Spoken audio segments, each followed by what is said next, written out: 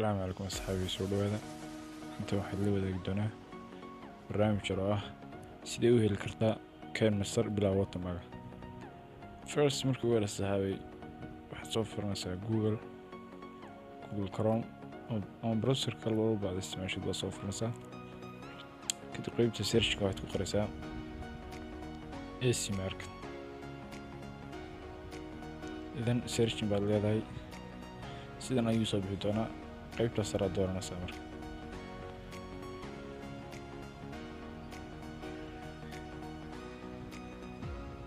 kadib waxaad samayn doontaa kheyray download ayaad leedahay barnaamijka AC ayaad download AC market. kadib waad soo kicin doontaa halkan ayuu ku imaan doonaa isagaa soo furanaysaa marka.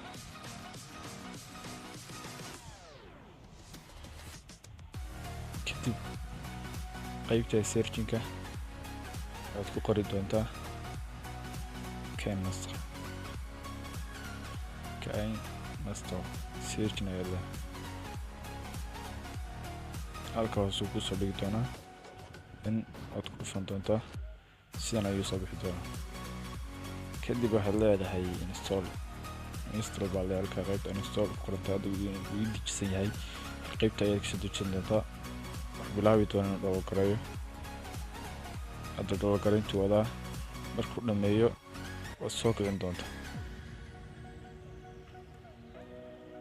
markaad soo kicisa asxaabay halkan ayuu soo imaan doonaa sidan ayuu soo bixi doonaa interface-kiisa hore.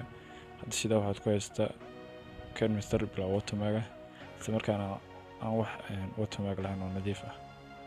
waxaan ku soo dari doonaa hadda project aad ujeedaan hadda inuusan lahayn wax watermark ah isla markaana yahay nadiif. muuqaal walba insha Allah aad ku edit garaysan wuxuu noqon doonaa muuqaal nadiif ah oo aan lahayn wax watermark. intaas maantidii soo gudbinayay fadlan channelka dadka cusub subscribe sidoo kale hadda video in ka heshay like saar.